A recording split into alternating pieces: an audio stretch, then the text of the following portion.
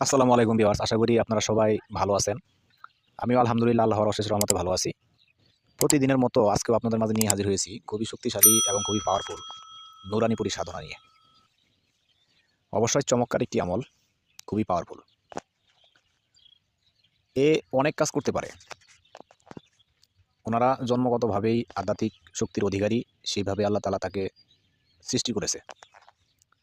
ওনারা সমস্ত ধরনের, এক কথা বলতে গেলে মানুষের তান্ত্রিক কবিরাজি লাইনের যত ধরনের কাজ আছে, এই সমস্ত কাজগুলা সমস্ত জায়েজ কাজ করতে পারে।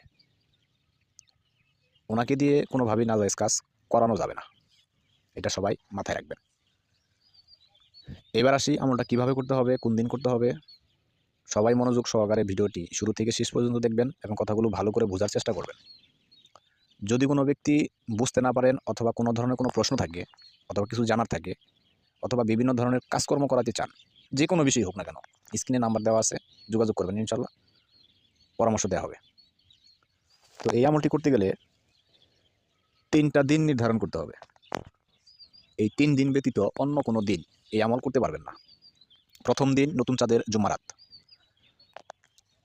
চাঁদের 1 তারিখ থেকে প্রথম সপ্তাহের ভিতরে প্রথম যে বৃহস্পতিবার দিন আসবে সেই দিন রাত। দ্বিতীয় নাম্বার দিন হইতেছে পূর্ণিমা রাত। তৃতীয় নাম্বার দিন হইতেছে অমাবস্যা রাত। এই 3টা দিনের যে কোনো একদিন রাত 11টার পরে এই আমল শুরু করতে পারবেন। 18 বছরের উপর থেকে 50 বছর বয়স পর্যন্ত যে কোনো মাযহাবের নারী এবং পুরুষ। এর ভিতরে আরেকটি শর্ত আছে, সেটা হচ্ছে যাদের উস্তাদ নেই, গুরু নেই, বিশেষ করে এই লাইনের, তাদেরকে বলতেছি অবশ্যই তারা ভালো কোনো উস্তাদ অথবা গুরুর শিষ্য হয়ে নেবেন। আর যারা আগে থেকেই এই ধরনের গুরু অথবা উস্তাদ আছে, তারা তাদের গুরু থেকে অনুমতি নিয়ে নেবেন, পরামর্শ করে নেবেন। প্রয়োজনে নিজের এবং নিজের ফ্যামিলি মেম্বার সবার নিরাপত্তার ব্যবস্থা করে নিয়ে তারপর করবেন। যাদের নেই তাদের সেম নিয়ম অবলম্বন করতে হবে, এটা মাথায় রাখবেন। এই আমলটি সম্পূর্ণ ঘরের ভিতরে করতে হবে, বাহিরে করা যাবে না। একা নির্জন নিরিবিলি ফাঁকা রুমে করতে হবে। যে রুমের আশেপাশে কোনো রুম থাকা যাবে না, কোনো সারা শব্দ আওয়াজ কানে আসবে এরকম হওয়া যাবে না। এই আমলটি মূলত একদিনের। যদি কোনো লোক একদিনে এই আমলে সফলতা না পান, সেক্ষেত্রে পরপর 3 দিন করবেন। এই আমলে জালালি জামিলি পরহেজ করতে হবে। সব ধরনের মাছ, মাংস, দুধ, ডিম, আদা, রসুন, পেঁয়াজ এবং নেশা জাতীয় দ্রব্য সবগুলা পরিহার করতে হবে। এগুলো কোনো কিছুই খেতে পারবেন না। ভালো সুগন্ধি আতর লাগবে, 5টা আগরবাতি লাগবে, ভালো পাক পবিত্র পোশাক লাগবে। তো যখন আপনার দিনক্ষণ ঠিক হয়ে গেছে, লোবান এবং হিং জ্বালাতে হবে সুগন্ধি করার জন্য। আপনি যে রুম সংগ্রহ করেছেন সেই রুমে আপনি রাত্রে 11টার পর ওইখানে যাবেন।